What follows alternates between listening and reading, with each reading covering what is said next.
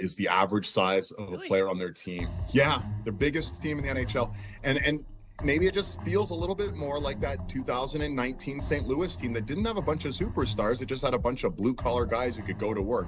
Yes, there's still Matthews and Nylander. And who are world superstars? What's that? Yeah, you're right. I mean, they are superstars, and Yes. you're just wondering. So is it dump and chase for like 70%, 80% of the lineup, and then the Nylanders and the Matthews get to kind of east and west it up? That's that's a great question, and I guess we're going to find out starting tonight. I mean, Craig Berube's been saying it's all about the process. I asked him what would success look like this year, and he says, I don't want to get caught up in going 2 rounds and all that. It's the process that matters, and doing the right things. He says, if we do the right things and learn to win games the right way, come April, come May, those are habits that just happen, and you don't have to worry about meltdowns in the 5th or 7th game or whatever. So, I think for him, he's all about getting guys to play to their limits and do what they're most comfortable doing. They add Roy, they add Joshua, right? Joshua, these are big-bodied guys. These are guys who will do, as you say, Kipper, some dump and chase and bang some bodies around. Their blue line stayed the same, and I think that's actually probably a pretty important thing. If there is a strength on this team, maybe you're going to say now, instead of saying it's the offensive top side of the Leafs, you might say it's the defense. And in the goaltending, we'll see what happens with Joseph Wall, but clearly if Stolars and Wall can come out and do what they did last year and both be really formidable, the Leafs might win games in a different way than they've won in the past. There won't be as many track meets and 5-4 games, but there'll be a lot more 3-2 and 2-1 games, and that might suit, Craig Berube and his staff, pretty well. So that's the storyline with the Leafs. We don't know what to expect because, very few times you see a superstar leave a team in this fashion, really still at the peak of his prime. So what they're going to look like without Mitch Marner, we find out starting tonight. And if you listen to what the Leafs are saying, they feel there's more depth there and maybe some more versatility up and down the lineup, and that's going to have to be their strength. You're watching and listening to David Amber, studio host of the NHL on Sportsnet, Hockey Night in Canada as well.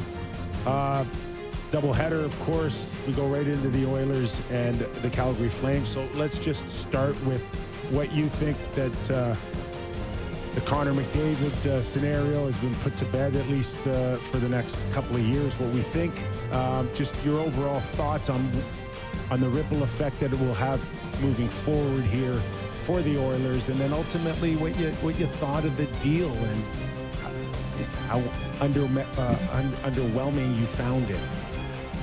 Well, I mean, I think it speaks volumes to what Connor McDavid's all about. I know you guys talked about this on your show. I mean, he wants to win.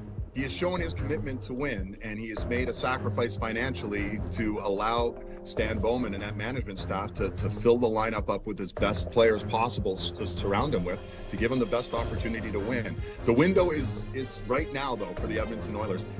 I had a chance to sit down with Stan Bowman, and I said, this has got to be tough. You got to be probably the one team who comes into the season and it's Stanley Cup or bust. No one's going to say it's a great year we got to the final, or it's a great year we got to the conference final. If the Leafs go 2 rounds and get into the 3rd round, I think people in Toronto, a large group of the fans will say, okay, they're going in the right direction.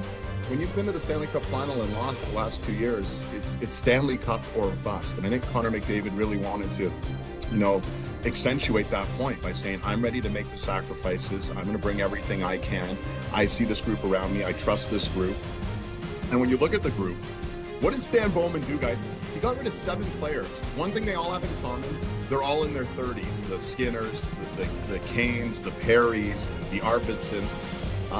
They made a point of saying we need to get a little bit younger. And I know that sounds a little bit counterintuitive because last year they added all those guys. They added the Skinners and the Arvidssons. But I think they said, we ran out of gas a little bit. We looked a little bit slow by the final, and we needed to inject a little bit more young energy here. So I'm interested to see what the Oilers can do. Connor McDavid, the one thing I'll say from an Oilers fan standpoint, because there was a good chatter, will he leave? I just hope they appreciate, we're watching, you played Gretzky, you were in Gretzky's era, Kipper, and we're watching greatness here. We're watching an all-time great player, and sometimes I think that gets lost in the shuffle. And the fact that Edmonton can now say, well, whatever happens with McDavid in 3 years, we had the first 12 years of his career in our home rink. They should just be incredibly appreciative and happy about that. And clearly the window is now for Edmonton, and let's see how the dust settles in the next 2 or 3 years.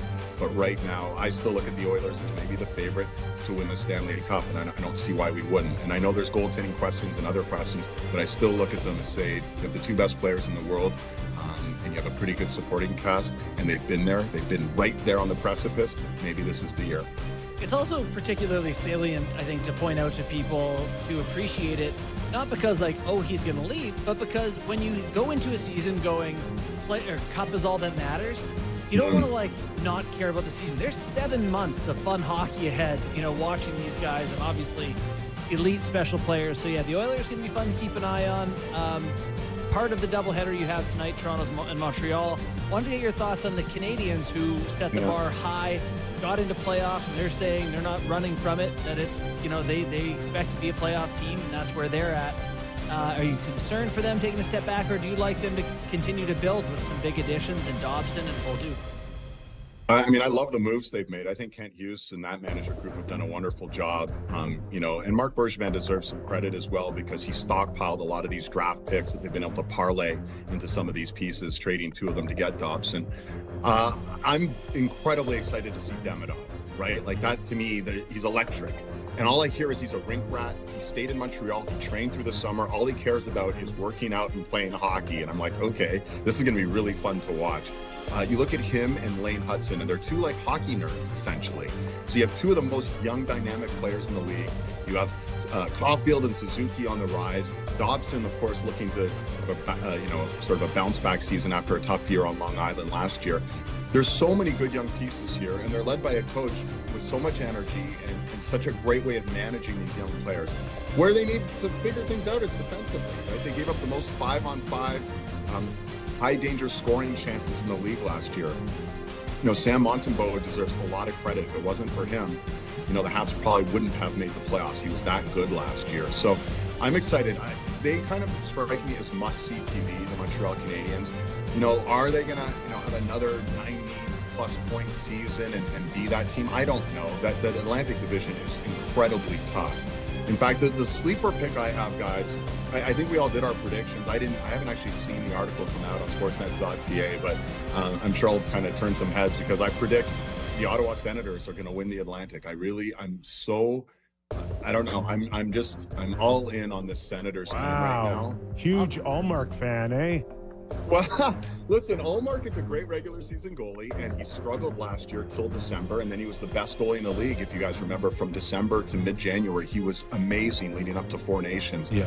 If they can get 82 games of Linus Allmark, or a full year, he's not playing 82 games, but a full year of Linus Allmark, that Vezina caliber guy that they had in Boston. They had a full year of Dylan Cousins. They added Jordan Spence, a stealth move, a guy who was playing 17-plus minutes in LA, a very stingy defensive team.